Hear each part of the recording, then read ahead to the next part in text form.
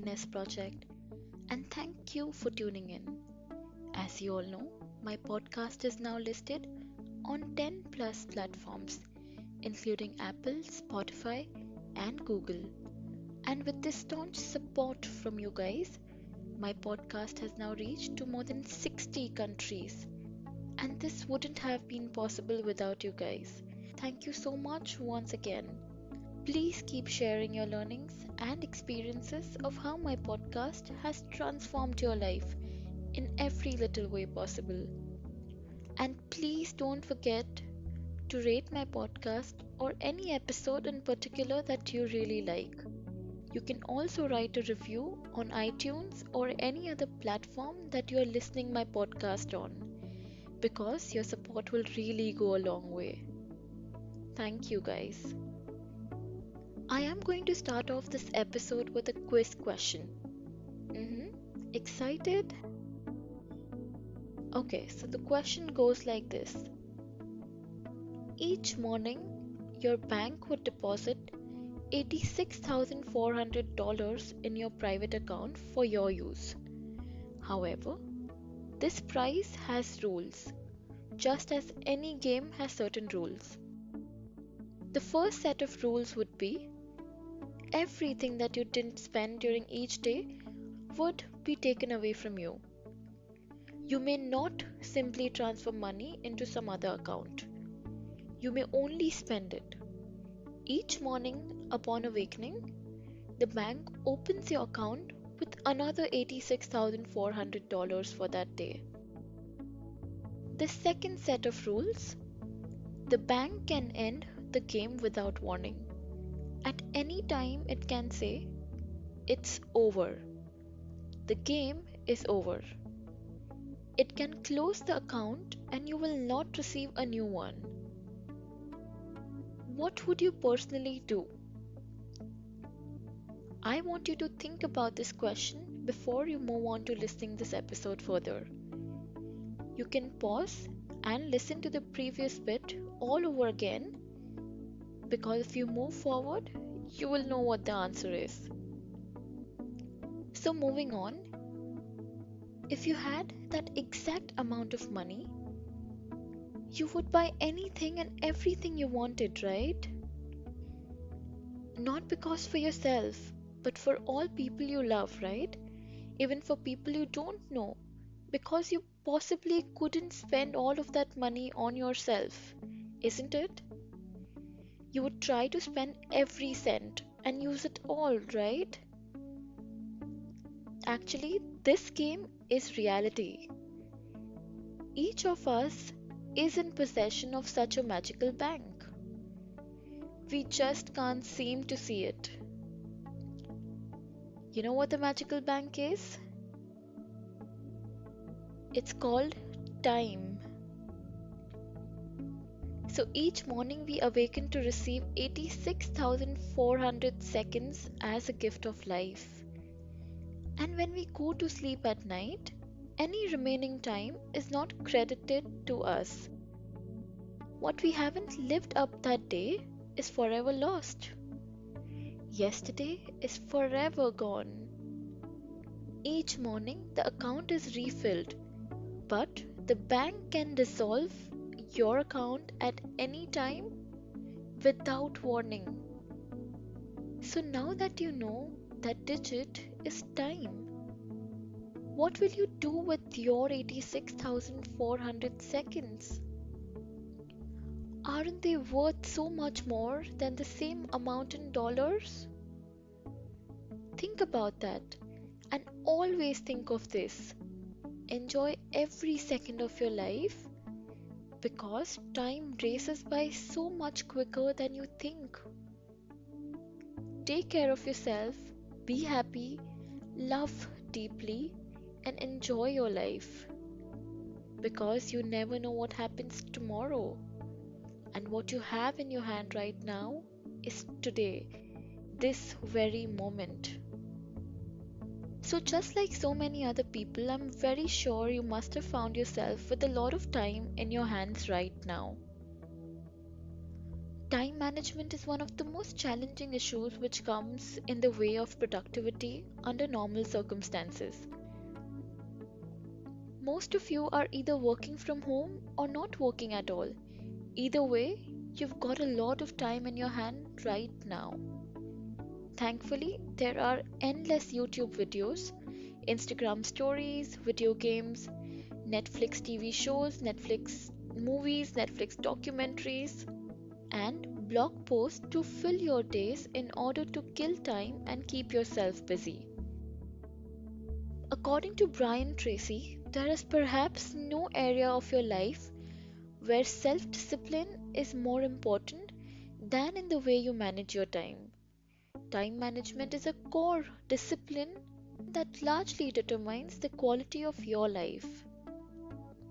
The fact is that you cannot save time, you can only spend it differently. You can only move your time usage from areas of low value to areas of high value. Herein lies the key to success and the requirement for self discipline. You can tell the value that something has to you by the amount of time you invest in it. You always pay attention to and spend time on what you most value, whether it is your family, your health, your job, your money, your social or sports activities. It is only by looking at how you spend your time that you and everyone else knows what is really important to you.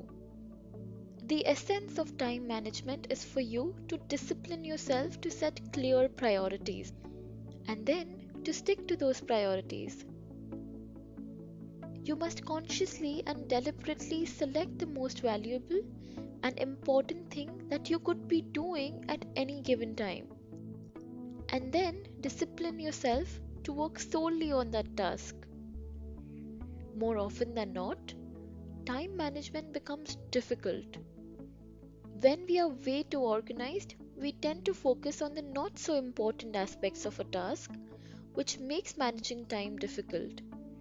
It is important to be organized, but it does not make much sense to organize all your energies purely on organizing. So, just a heads up, when you realize that you are putting in too many efforts of yours into just organizing, watch out. So, there are a couple of things that come in our way to manage time. Number one is procrastination. I'm very sure we all have heard about it, and we keep on doing that more often than not. We create so many plans but end up postponing each of them to tomorrow. Procrastination means pushing a task to the next day because the motivation to start it is not there today. Whenever you see yourself doing that, catch yourself soon. We often fear the outcomes of tasks that we have taken on. It is only natural to wonder whether we would be able to manage the task. However, worrying never helped anyone. It makes more sense to start working on the task and then figure out the outcome while you work. Look, procrastination is a choice. By choosing to procrastinate, you give it more power to make you lazy, indecisive, and unsuccessful. Number two is inefficient scheduling. We often even fall prey to not scheduling effectively. We set out on tasks assuming a certain time frame and not paying heed to any contingency planning.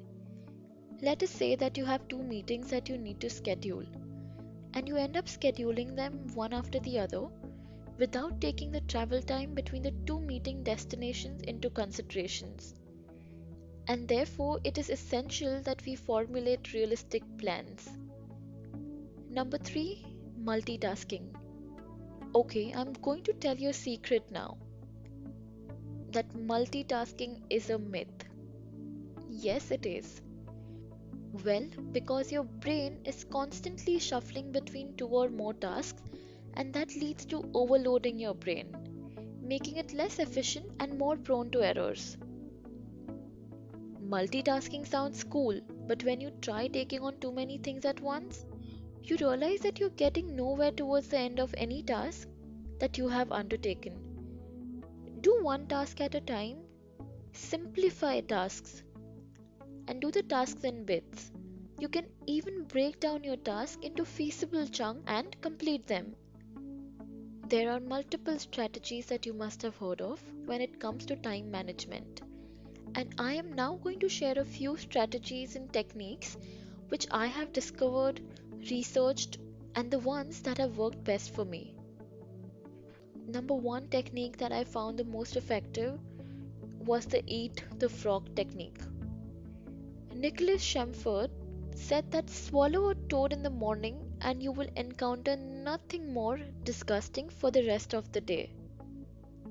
Mark Twain once said that if the first thing you do when you wake up in the morning is to eat a live frog, you will have the satisfaction of knowing that's probably the worst thing that's going to happen to you all day long. Now, what does this mean? What it means is that your live frog is your biggest, ugliest task. It's the worst thing that you have to do. It's the one that you're most likely to procrastinate on. And as you know, procrastination is not only the thief of life, it's the thief of dreams. It actually leads to failure. Procrastination is a habit that has been learned by procrastinating, and you can relearn a new habit by overcoming procrastination and getting on with the task. There are two propositions of this rule about eating a live frog. First is, if you have to eat more than one frog, eat the ugliest one first.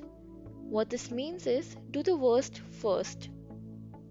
Do the biggest, most difficult task first, because that's the one that makes most of the difference. And then, once you've done your most important task, you will find that the whole day will flow much better.